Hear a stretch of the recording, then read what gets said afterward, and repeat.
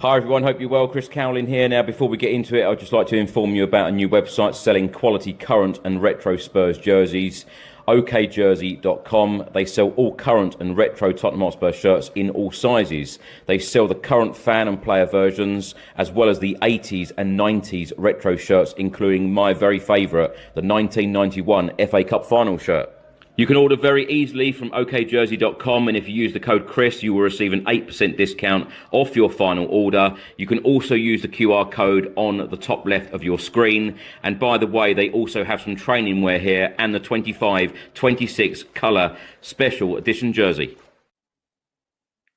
Welcome back to the channel and another edition of the Spurs Chat Podcast, where tonight we'll be discussing Tottenham Hotspur's win against Eintracht Frankfurt, 2-0 Spurs. We win again in the Champions League.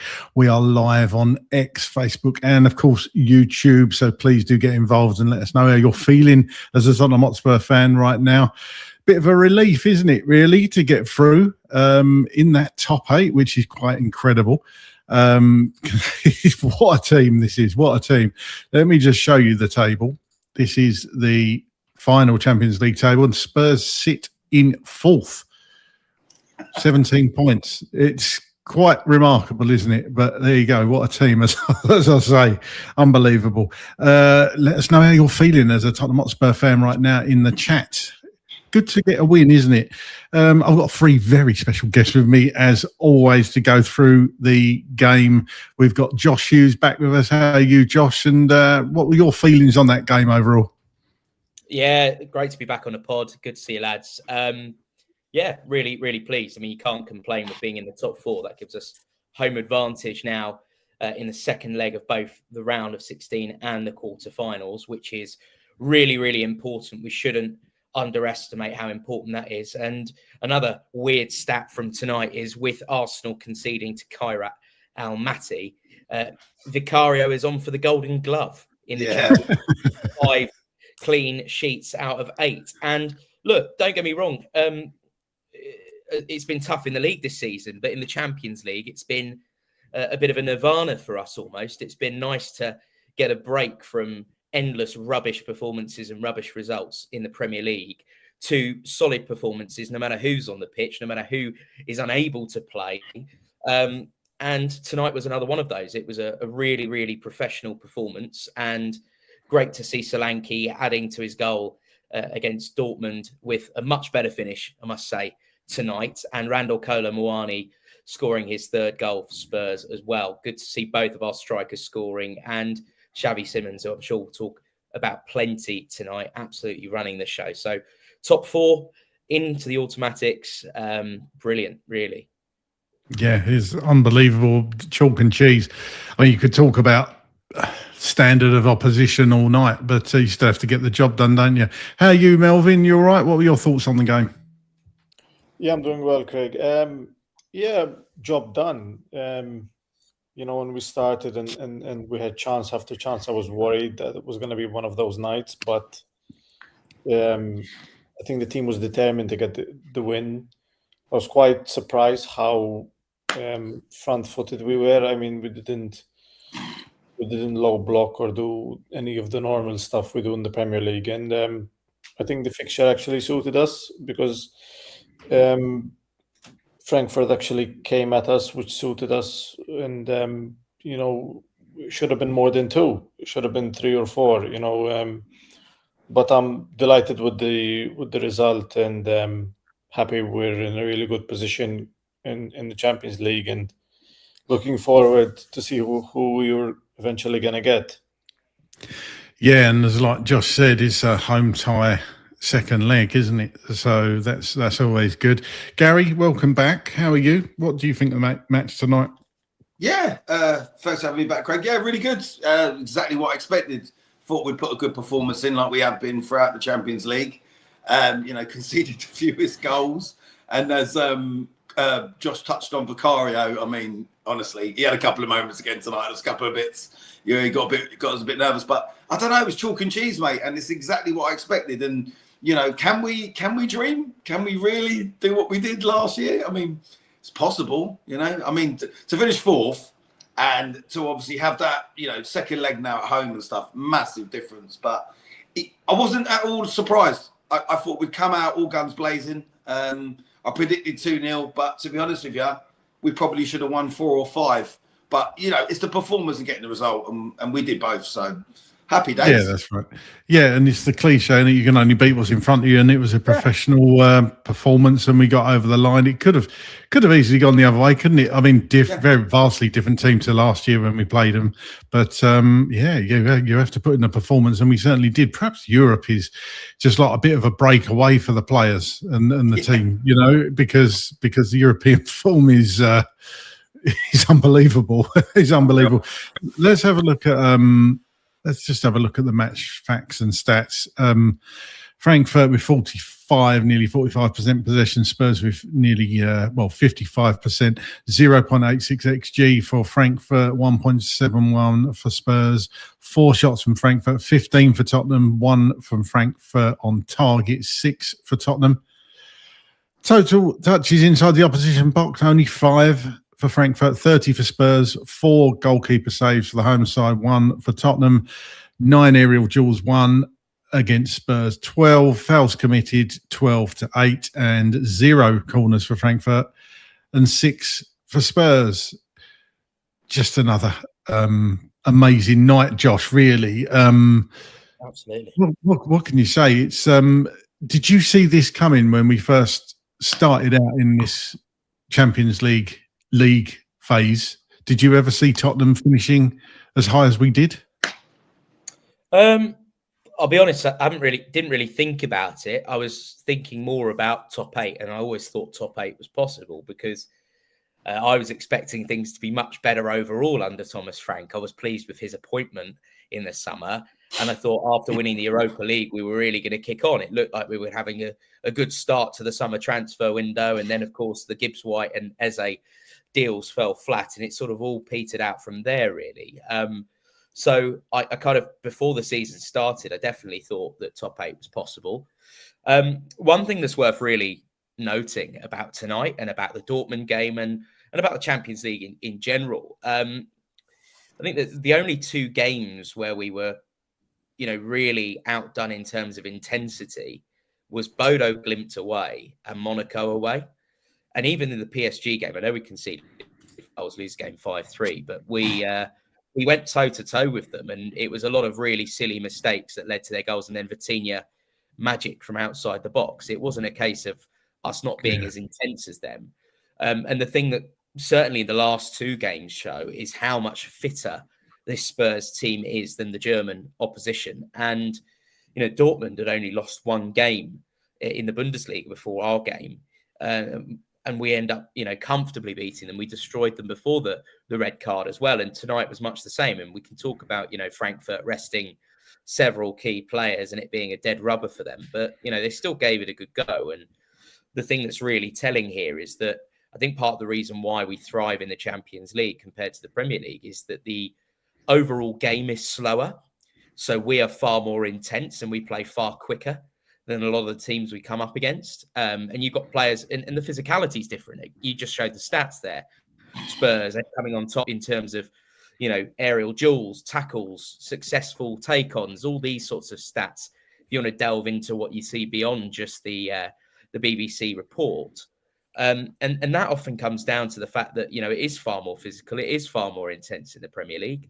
And I think that showed tonight. And then when you couple that with teams not having perhaps so much intensity as the Premier League sides, we're seeing players like Xavi Simons, who we, have, I think, all had some worry over in terms of his the time it's taking for him to adapt to the physicality of the Premier League. He comes into his own on Champions League nights, and he absolutely ran the show.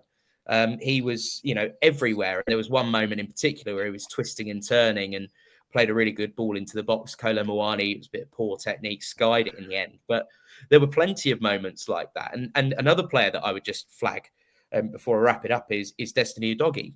How many times did Destiny Udogie bully the Frankfurt players, whoever was coming at him? The same thing with Jed Spence. Both fullbacks absolutely bullying their number playing for Frankfurt. So I think that has a big part to play. But take nothing away from the players themselves, and their application in the Champions League, because we were down to bare bones. We were down to bare bones against Dortmund too, and in both of those occasions, the players stepped up to the plate, and a lot of those players that we've had criticisms of have really come into their own. Now, I'm going to say something really controversial. The final thing I'll say, it's just an observation.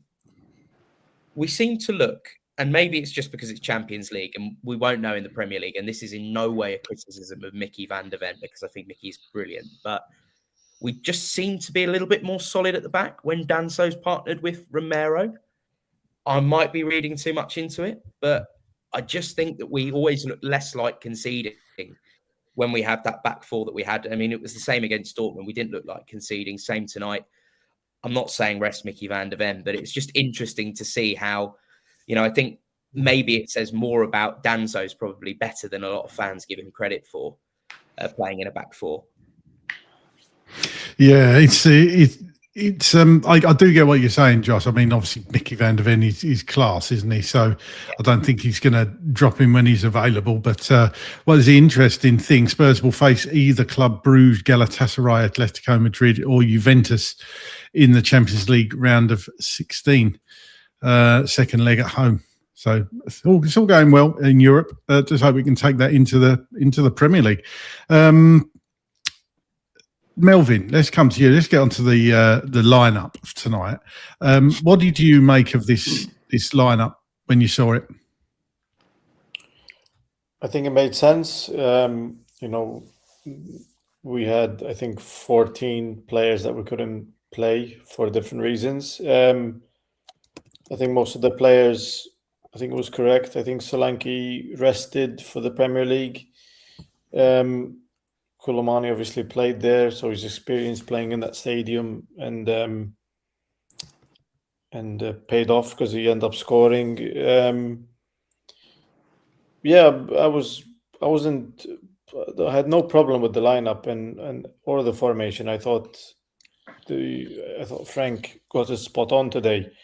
And it works really well. I think the players are starting to gel more. I think there's more of an understanding between, Xavi and Odegaard and Spence, and these players are constantly getting more game time together, and it's showing on the pitch. I think playing Champions League football kind of suits us because it's easier to break teams down that come at you. I think we struggle in the Premier League because teams like to sit back and defend, and we get frustrated and eventually just concede by lack of concentration for 90 minutes. But I think games in the Champions League have suited us when teams come out of defense and we have space to exploit and I thought today we matched them like Josh said for intensity, physicality.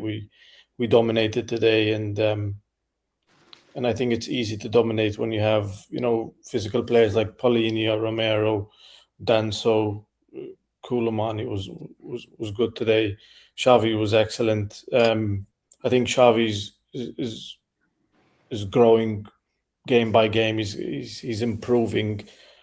Even I'm very happy with Odegaard at the moment. I think we're starting to see him get a run of games and build his confidence and the understanding of the team. So a lot of positives out of today, and it's just a shame that we don't take it into the Premier League more often. You win a game in the Champions League and the form doesn't quite move into the Premier League because it's a different kind of game when you play Premier League. It just shows out of the 8 teams, I think there's 5 Premier League teams. It just shows how difficult this league is, and you don't see any Serie A teams in the top 8. So it's mostly Premier League and I think Spanish and German.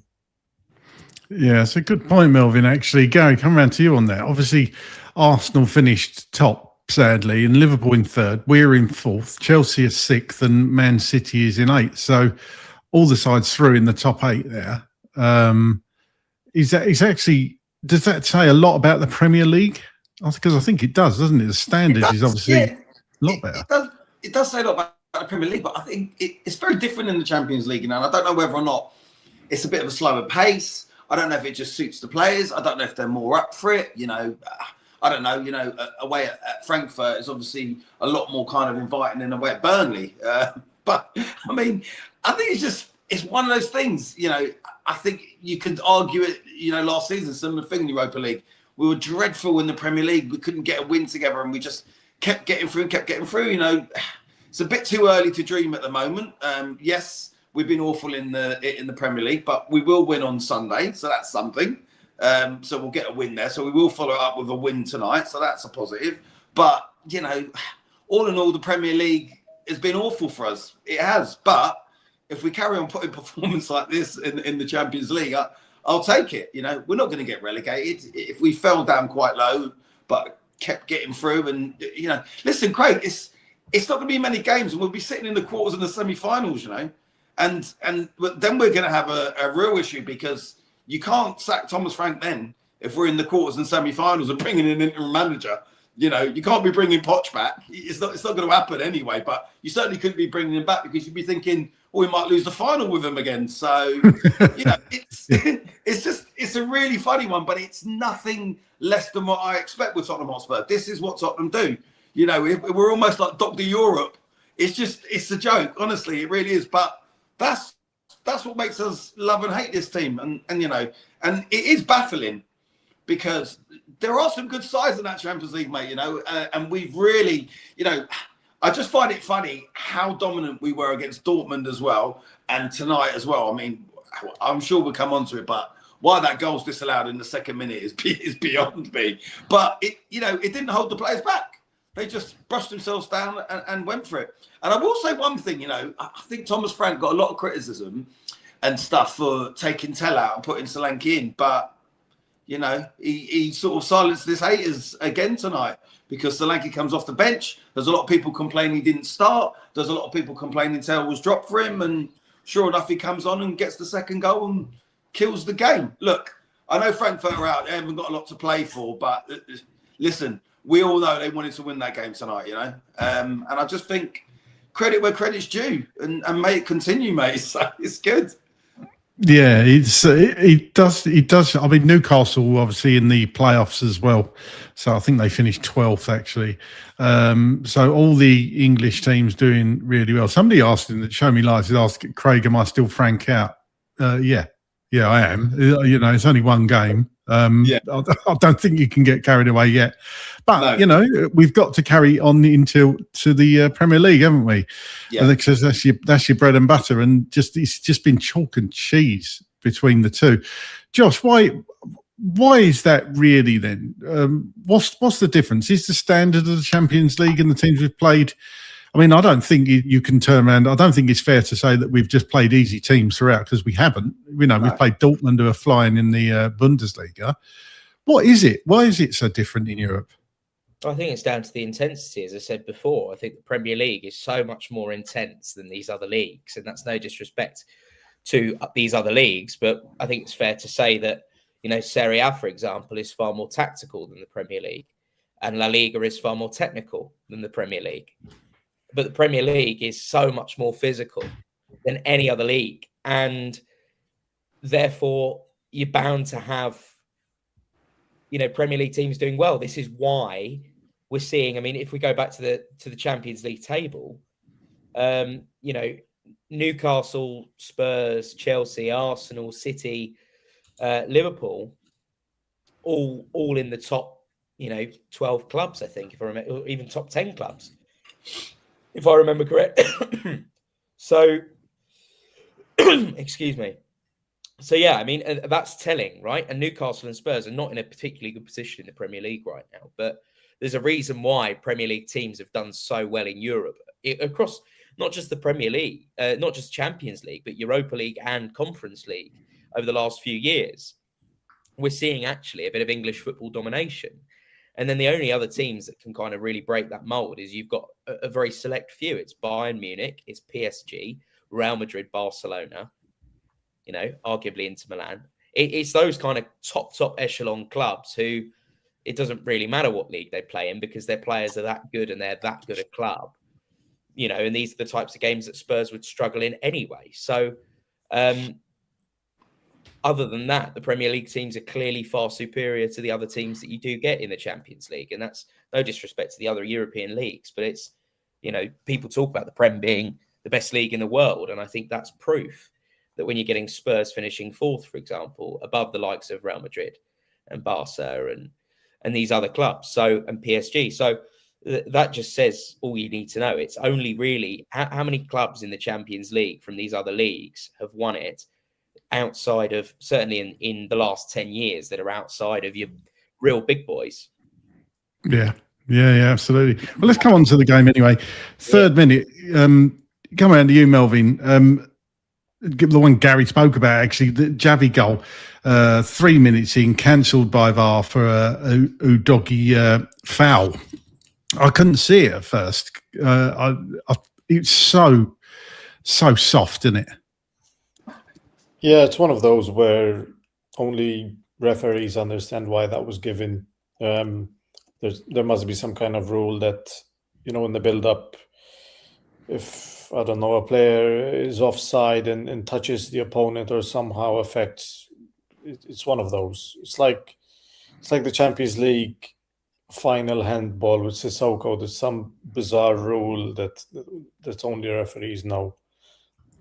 I felt it was that kind of thing. A friend of mine is a referee, actually, and I message him regularly throughout games, and I'll be like, how is that a foul? And I'm always moaning like it's his fault. And sometimes he tells me, those are the rules. And people sometimes don't understand that even from 1 year to another, sometimes the interpretation of the rules change and people's perspective, like throughout the years, stay the same. But the rules have been adapting for the last 10 years. So it is what it is. I mean, it didn't affect us in the end, but it kind of felt that like they equalized in a way because we scored. And then I really got deflated because I thought this could affect us in at the end, but luckily it did not. So it didn't really affect the game. If for some reason it finished 0-0, I think we'd be more angry with the decision, but it's fine at the end of the day. Yeah, Gary, just come on to you because you brought it up earlier. Probably the same as most of us. Be really soft foul, that, wasn't it? It's never a foul, never.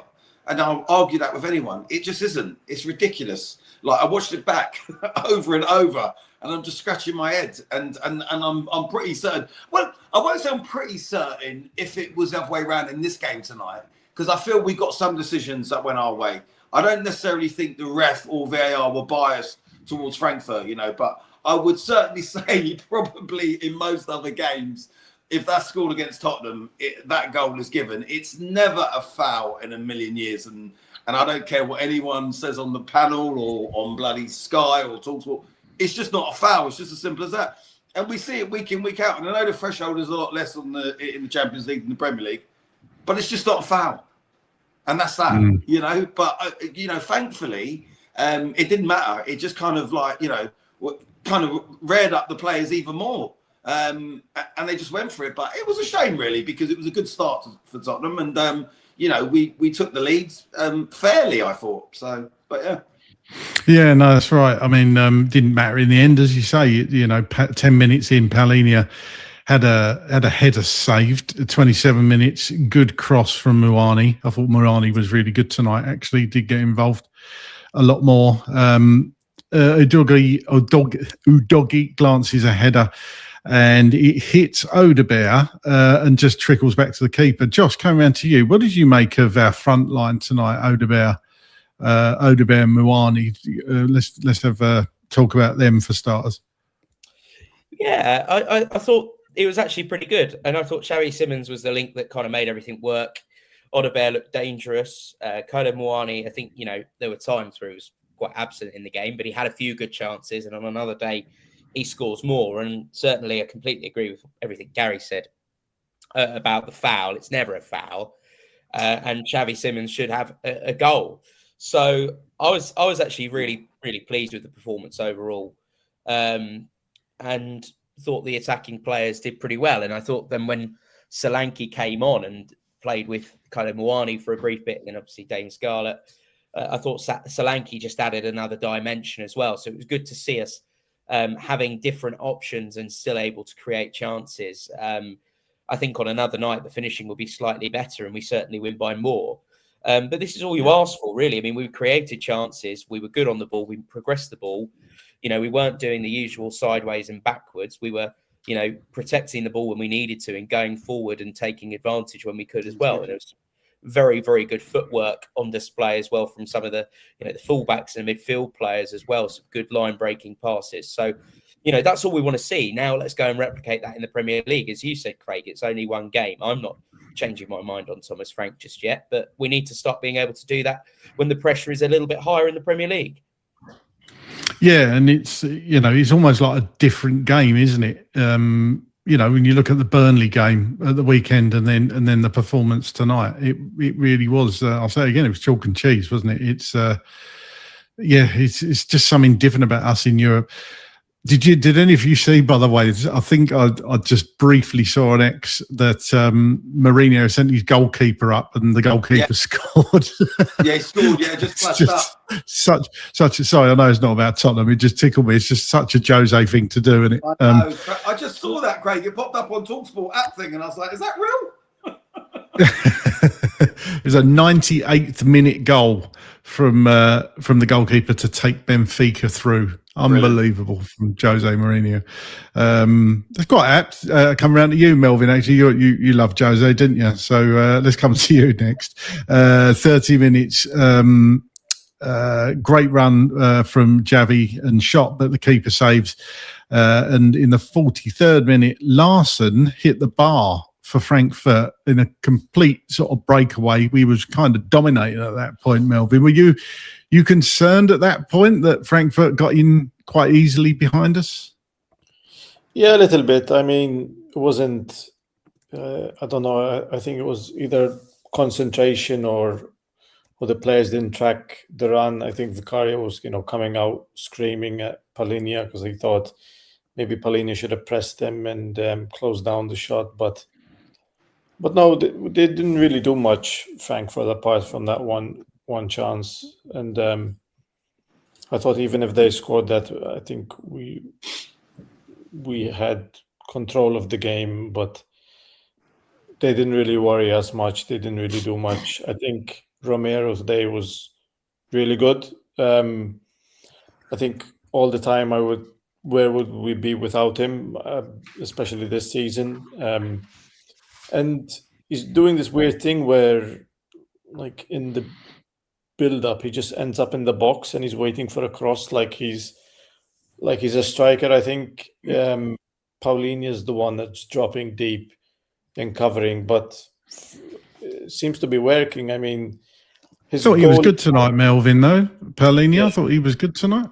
Yeah, I'm not criticizing Paulinho. I think it's a tactic from the manager, leaving Paulinho deep, telling Romero to go up or allowing him to go up. And he's had, 5 goal involvements in the last 5 games for a centre-back. I think that's ridiculous. And there's like a bit of a joke going on. Instead of, I keep saying, defender again, ole ole, instead of Johnson again, ole ole, because every time this season it's a defender who scores or gets an assist.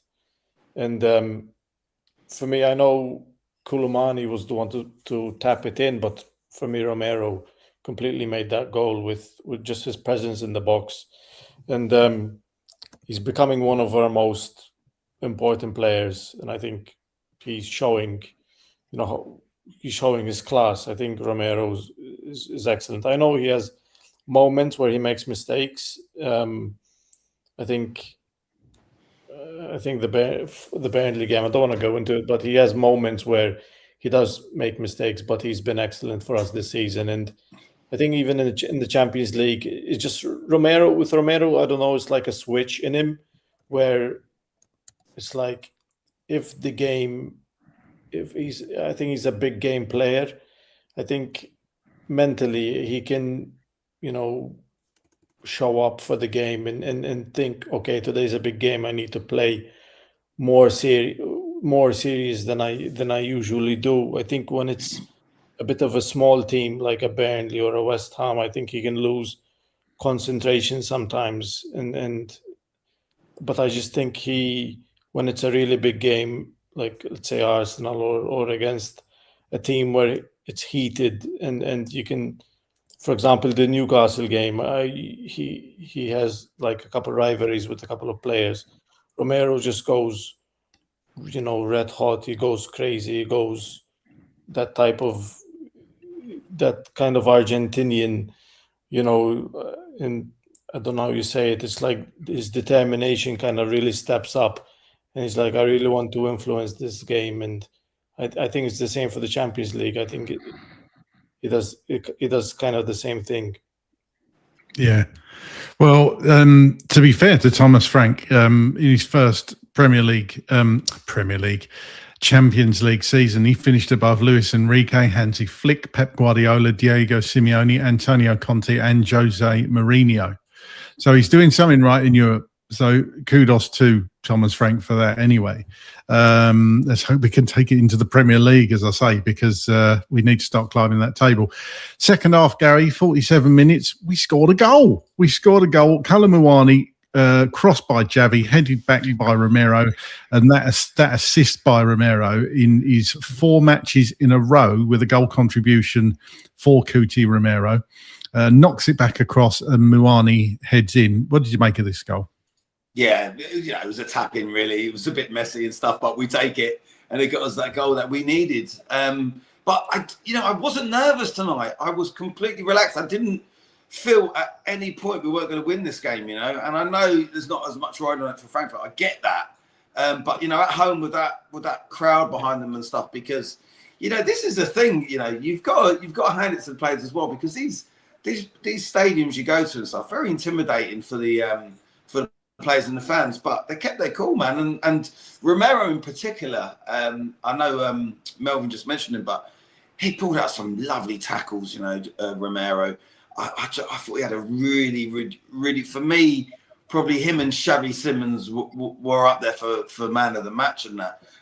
But just, really good goal, well worked out, and it got us that goal that we needed. And happy days, and it was deserved. That's the thing, at that point, we should have already probably been 2, if not 3-0 up. But, it's just nice to get the goal. And then I was completely relaxed. I was just waiting for the next one, So happy days. Yeah, I mean, it was, you have to say he was in the right place at the right time. And that's where I want to see my centre forward. Do you know what I mean? Yeah. And we've moaned a lot this season that your centre forwards aren't in the right place at the right time. Like Richarlison, he can score an overhead kick from outside the box yet. Because he's not. Some people have got that in them. Some haven't. And Randall Kolo Muani shows that's where you need to be as a centre forward, and he gets his. He gets his just score winning against Frankfurt. We knew it, didn't we? It's ridiculous, absolutely. Isn't it? Yeah, absolutely. Josh, have you got a crazy stat for us? I do. I've been doing some digging while you guys have been talking. I've been listening at the same time. And Spurs have made a hell of a lot of money for finishing 4th in the Champions League. Now, I've been reading through Football London's report on Arsenal, and then I've done the maths on Spurs. And so Spurs have pocketed £42,488,000 for finishing 4th in the Champions League group phase. Let me explain how. So all teams firstly receive 16.18 mil for qualifying for the league phase. So that's just a base entry fee. Teams who then finish in the top 8 receive a further 9.56 million. Wins are worth 1.82 million each. Spurs won 5, meaning that was 9.1 million that Spurs pocketed. And then clubs each also receive £239,000 per position in the final league standings. So, for example, Kairat Almaty, who finished rock bottom, received 239,000. Spurs, for finishing 4th, received 7,648,000, meaning the total fee that Spurs have been paid, the amount of money we've earned for finishing fourth, is 42 million, well, just shy of 42.5 million pounds. So with a few days left of the transfer window, let's hope that gets invested. That is quite incredible, and we'll come on to the transfer window at the end of the show. So yeah, I'm sure the finance department are going to be very happy with those sort of figures, Josh. Another crazy stat that I found this amazing. It's funny how these things happen in football. Kolo Muani has scored 6 Champions League goals in his career, 3 for Frankfurt and PSG combined, and 3 against Frankfurt and PSG combined. How crazy is that? It's funny how these things work, isn't it? Melvyn, come round to you. 62 minutes, Pat Matasar forces a save. And then 73rd minute, Solanke was on for Odebear. What did you make of the midfield tonight, Melvyn, and with Pat Matasar in there? How do you think he performed on his game back after winning the AFCON? I don't think it was bad, but I don't think he was necessarily good either. I think he had a couple of sloppy passes, but I think they complement each other well. Sarr, Bergvall, and Paulinho.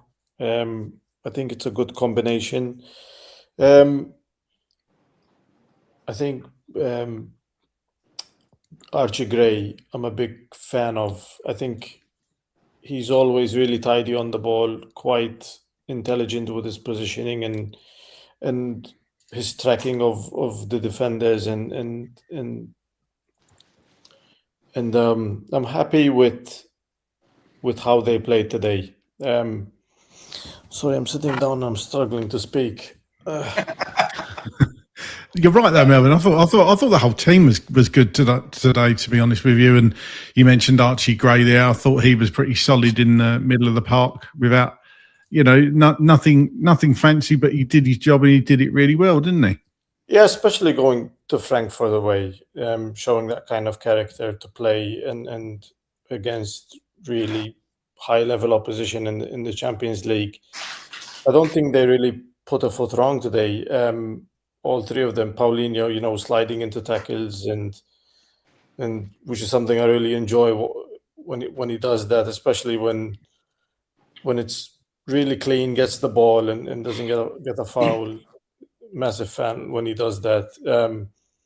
I think it was a solid performance out of them. I think, getting the ball to Xavi and recycling play. I don't think they really did anything bad today, and it'll be interesting what he does in the Premier League if he plays Bissouma or if he keeps the same 3, because we haven't really had consistency in that position. I think the midfield 3 are always chopping and changing. It was in the early days we couldn't get past Bentancur and Paulinho, and now it just seems game after game it's like he has a new favorite.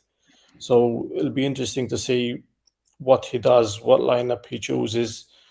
If by the end of the season, we figure out where our best 3 is, what's the best balance, because it seems with the squad, because Conor Gallagher obviously couldn't play today, but we'll see what kind of squad, what kind of 3 he will pick for the Premier League, because obviously he needs to get the balance right. But today I think the 3 of them played well together.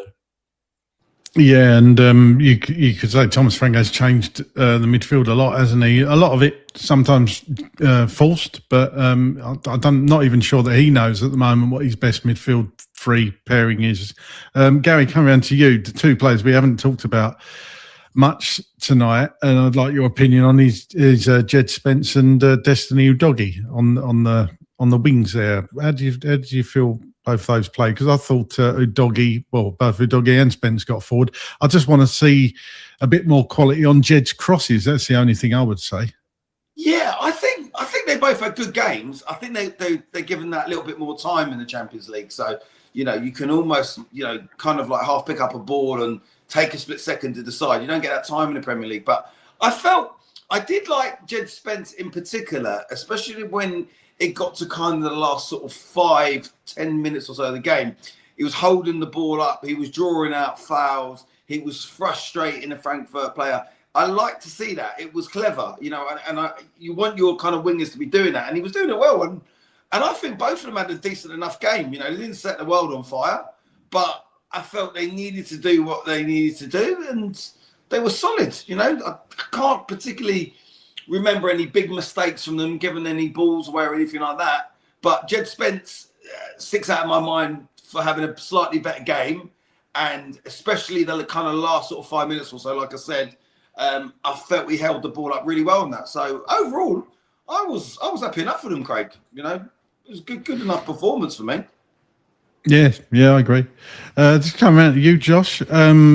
77 minutes, 4 minutes after coming on, Solanke pounces on a mistake by Frankfurt. Header backwards, rounds onto it, runs through and slots home. This is a lovely goal, isn't it? Absolutely, and it was Dom Solanke back to his very, very best.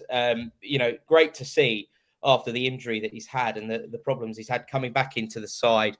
Real burst of pace and a fantastic finish to boot. I mean, that's exactly what Spurs have been missing all season, to be honest.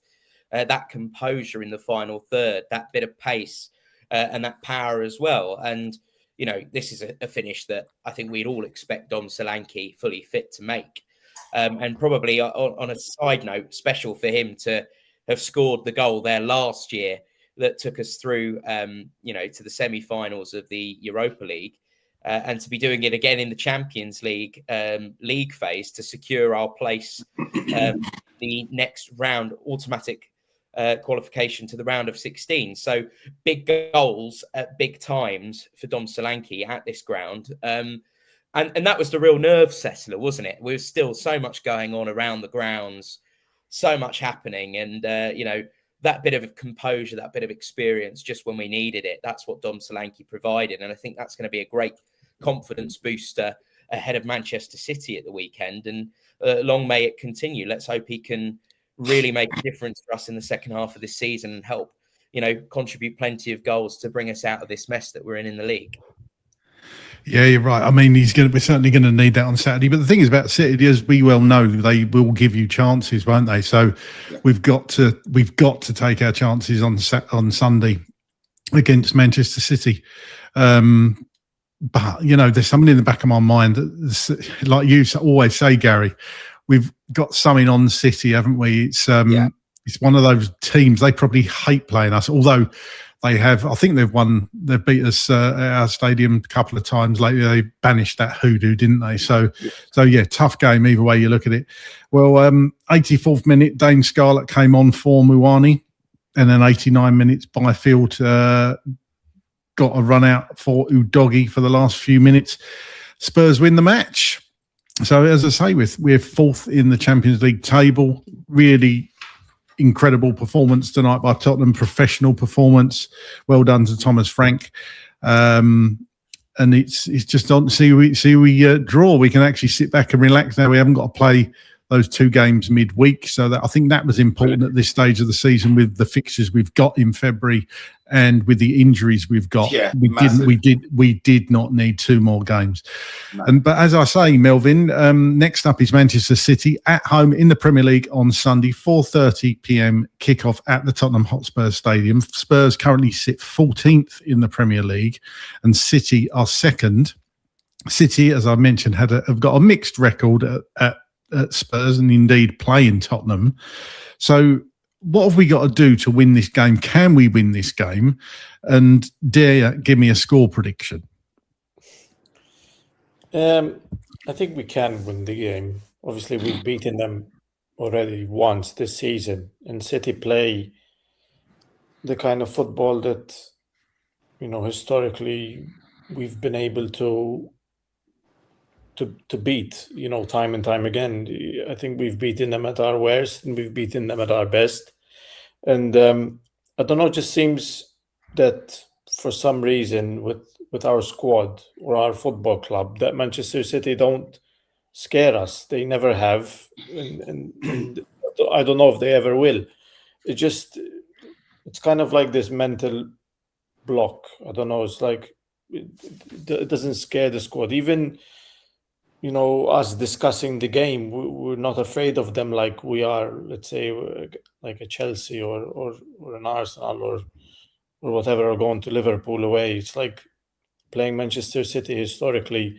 For us, we've been able to get it over the line. Even it's that kind of fixture. And I know there's mixed feelings about this fixture, playing them, because obviously they are in the title race. And I was joking today in the chat that I would sack Frank if we beat City on Sunday.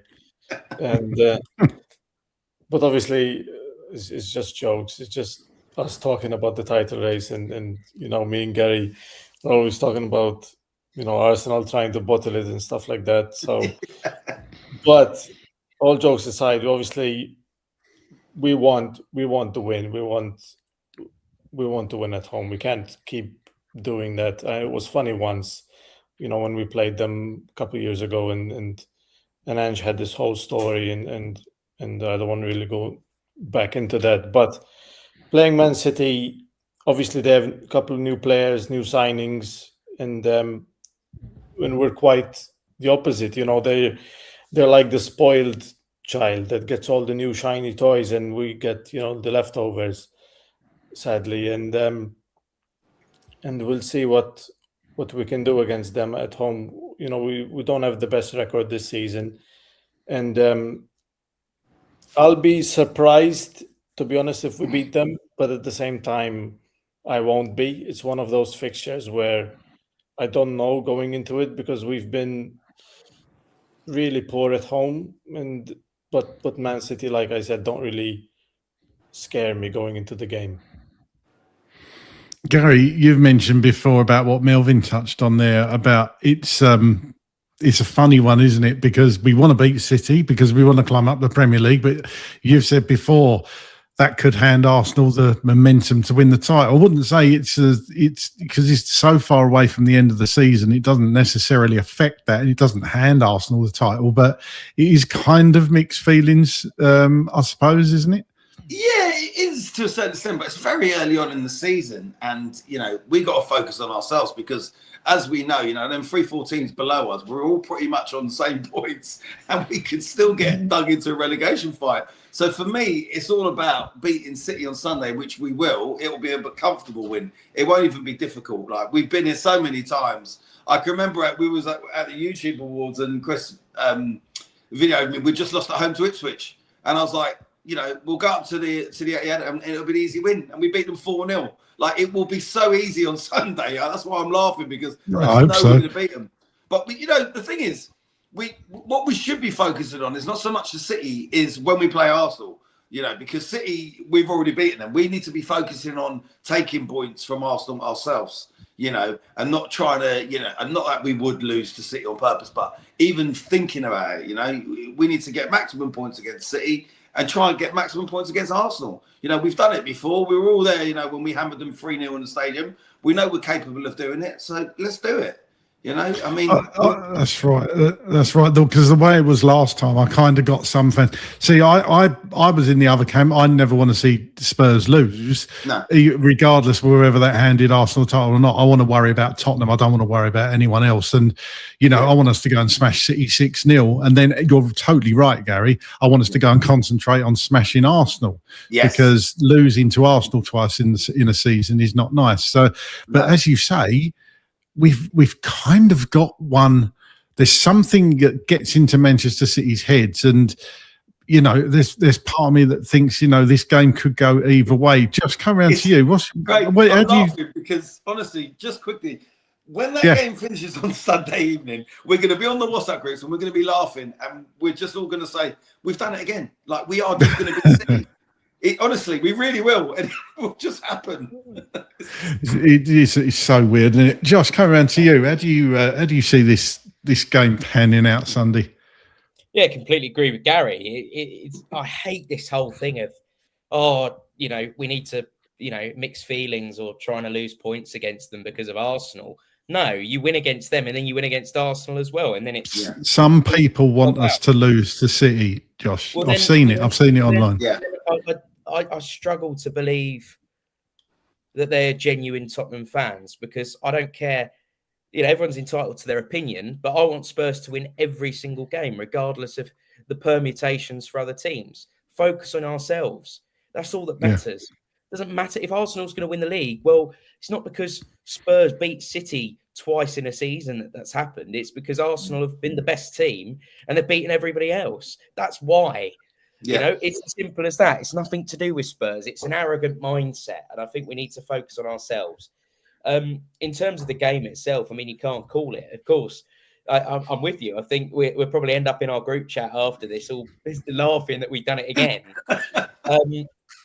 But, you know, there's no place to hide now because, you know, having finished 4th tonight, that means we don't have a game either side of the Arsenal game as well. That's my birthday weekend, so I really bloody hope we win against Arsenal. It'll be nothing worse than losing to Arsenal. We got a birthday weekend. And then other than that, I mean, look, we've got a really, really tough round of fixtures coming up. We don't have a Burnley or a Wolverhampton Wanderers to kind of collapse against. We've got nothing but big games. It's City, then it's United away, then it's Newcastle at home, and then it's Arsenal. So we've got 4 really, really, really tough games. And then following that, you've got Fulham away, you've got Palace at home, and then you get into playing, I think it's Nottingham Forest and Wolves and Brighton after that, if I remember correctly. So imagine getting if we can get a good run of results, you know, I'm not expecting 4 wins. Let's not be unrealistic now. I'm not actually expecting more than maybe 1 win out of those 4. Without United are flying, and you know, you never know with Newcastle. Newcastle's a bit of a bogey team for us. They have our number in the way that, you know, we have City's number. So, you know, if you can get a good run of results in those games, not lose any of those games and pick up a few wins, what a way to set yourself up for those games against those teams in and around the sort of middle and bottom half of the table. Then the next real test is you've got Aston Villa and you've got Chelsea away, second last game of the season. Yeah. Other than that, you know, these are all very, very winnable games. So Spurs have a great opportunity with the points still tight in the Premier League to lift ourselves out of this mire and still have a very good season. Whether that's going to happen under Thomas Frank or not, I don't know. But if tonight is going to tell us anything, you know, or the players anything, you'd hope that the team and the management and, you know, everyone in between takes a lot of positive from tonight and really builds on it. And, you know, I know we drew to Burnley and that wasn't good enough. We beat Dortmund, we drew to Burnley, and we beat Frankfurt too. We're unbeaten in 3. Let's continue that unbeaten run, although it's only 3 games.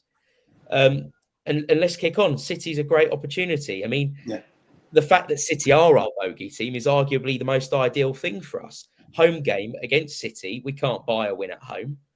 We play the one team that we seem to have the number of, the one manager that has lost more points against any other team. I think Spurs is the team that's taken the most points off Pep Guardiola in his entire managerial career. So, you know, let's go into that with positivity. Let's hope for another atmosphere like we had against Dortmund. Let's all get behind the team. And, you know, hopefully if we can get a result against there, that can give the team a lot of confidence going forwards. Yeah, absolutely. It is all about that momentum, isn't it? It's totally about momentum. And as you say, Josh, we are unbeaten in 3. It's however which way you spin it, isn't it? That's the thing with football. You can spin things either way, can't you? And ultimately, we won tonight, and winning, I've always said this, winning breeds winning, doesn't it? And well, it should do anyway. And you're only as good as your last game and all that, cliches like that. But yeah, we've got to take it into City, and let's hope we don't revert to type against Manchester City at the weekend. Let's talk a bit about the transfer window before we go. Josh, in fact, let's stay with you. Do you see any players coming in over the next 5 days? There just hasn't been much at all. I've read reports saying, I can't remember which journalist it was, but said if Andy Robertson doesn't get done, it's either Andy Robertson or basically nobody. Seems a bit of a risk not to bring in a forward player, doesn't it? Look, I've not seen anything yet that suggests that we're not going to go for a forward player. I think there have been reports recently that Omar Marmoush could finally leave Manchester City this window. Raheem Sterling, God forbid, is now a free agent. No, exactly the same. We don't want Raheem Sterling. No, it would be no. very Spurs to go and do that. Hopefully not on those crazy wages. I think it was 350k a week he was on. That's ridiculous. Was he? Yeah, Jesus. Outrageous. Their highest earner by a mile.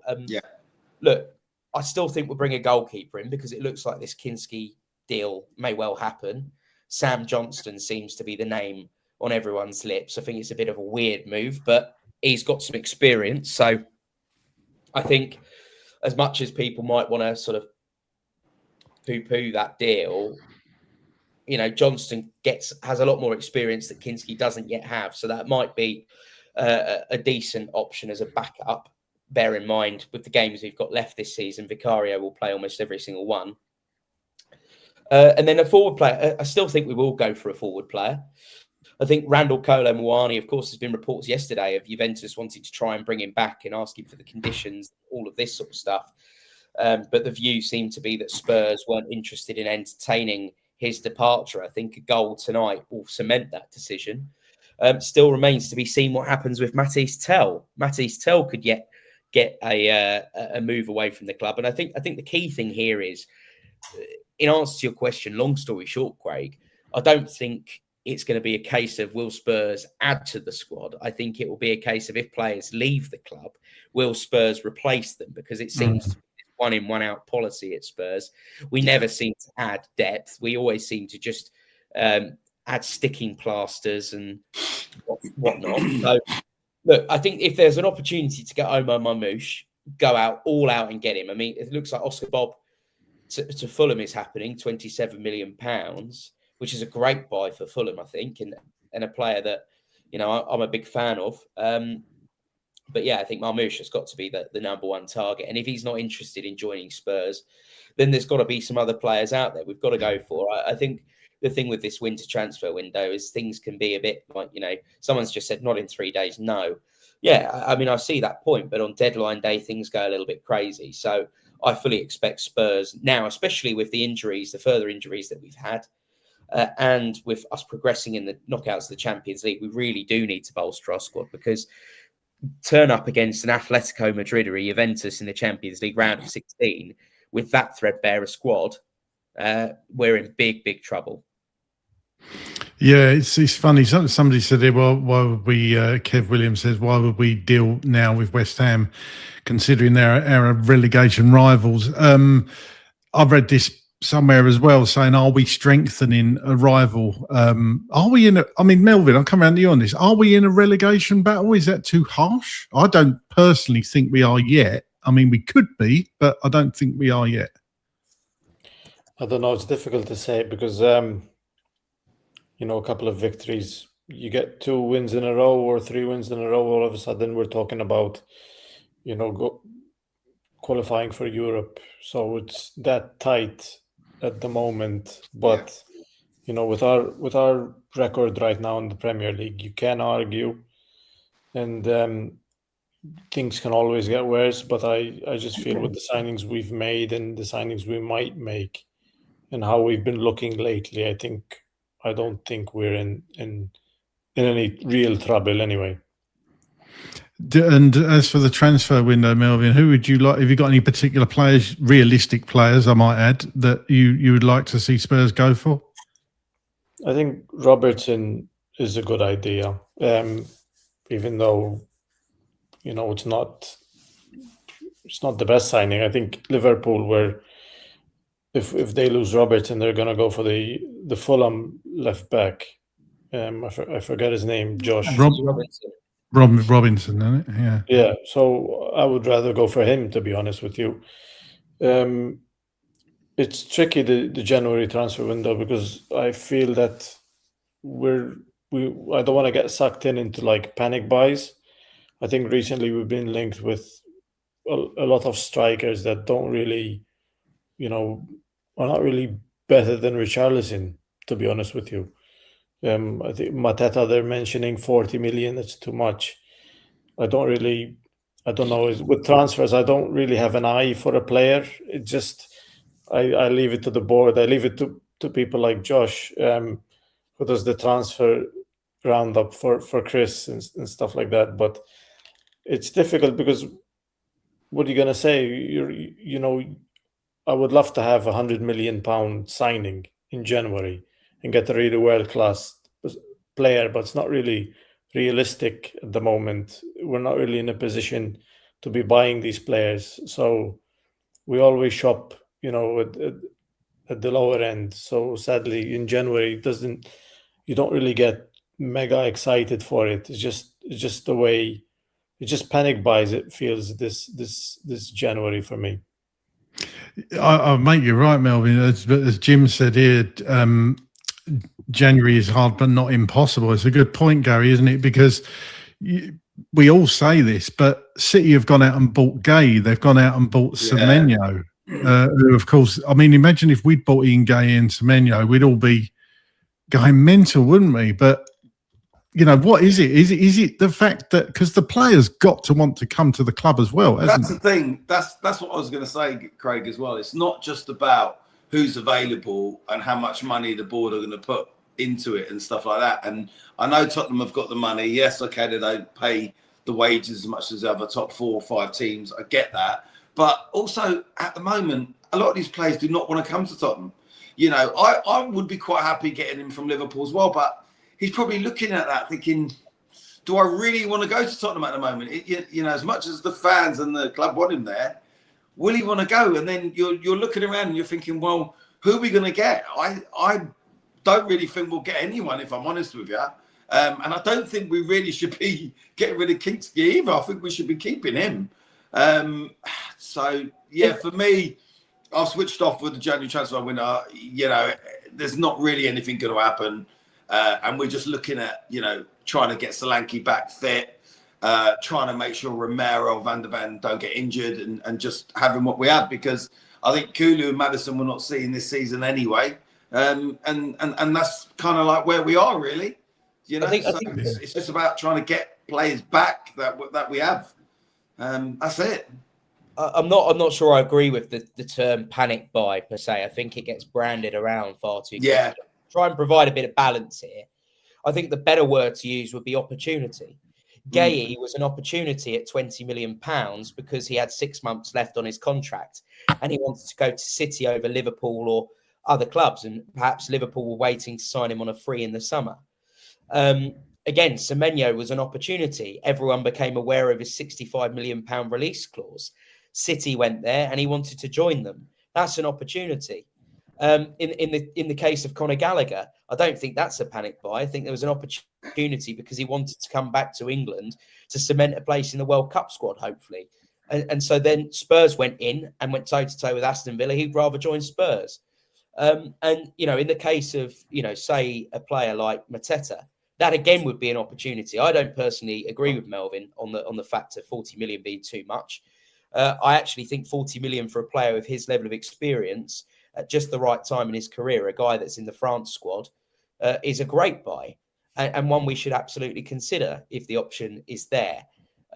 But for me, it's all about opportunities. Andy Robertson, again, should Roma be able to find a replacement for Tsimikas and the Robertson deal is all of a sudden back on again, that would be an opportunity because Robertson would be looking to join a club where he can get minutes because he wants to keep fit and sharp ahead of his only World Cup opportunity he'll have in his career for Scotland. So, again, great signs of opportunity here. And the other thing you've got is another player Spurs have been linked heavily with is Magnus Akliouche from Monaco. If reports are believed, his asking price has been reduced down to around £43 million. It was supposedly quite some bit higher than that. And that's come down to now a more affordable price. I mean, Spurs could pretty much pay for that entirely out of that Champions League money. So if we're to be believed that all this money is there for the club to spend, and he's a player the club has been targeting for some time, why not go out and get a player like him if you think he's going to suit the Premier League? So I think to the point made earlier, Craig, when you got up, I think it was Jim's comment, it's difficult but not impossible. That's exactly right. It's about, does an opportunity arise and can we be quick enough to take it? And can we get on top of a deal where we hear an opportunity is arising before it gets leaked in the press and every club has a sniff. You know, there'll be a lot of having to, you know, agents phoning clubs phoning, you know, if there's for example, a left-sided player that wants to leave their respective club and becomes available, I think Spurs will be a club that agents and players consider, because everyone knows it's no secret we need a left-sided forward. So, you know, you've got to weigh it up against, you know, how much money am I going to be paid? Who's the competition? Who else is in for me? Am I going to have a better chance of getting into the Champions League or winning stuff? You know, and there's a lot of players that you can still get that are a real high quality, where, you know, so I kind of, that's kind of answering the point around, you know, players not necessarily wanting to join Spurs. Okay, if Manchester City come calling, that's a different knock because it's Man City and it's Guardiola. But Spurs is still, I think, a very attractive club for players, especially if, you know, there's going to be players in a position they know they could get minutes. Yeah, I don't agree with much you've said there, Josh. It's still going to be tough, but you're right that Spurs last few days, we know Langer works in the shadows to a degree, and Johan Langer gets a fair bit of stick, doesn't he? Because probably he's not as out there as Paratici was. So we don't know, do we really? Nobody really knows what's going on behind the scenes. Have they got something in mind?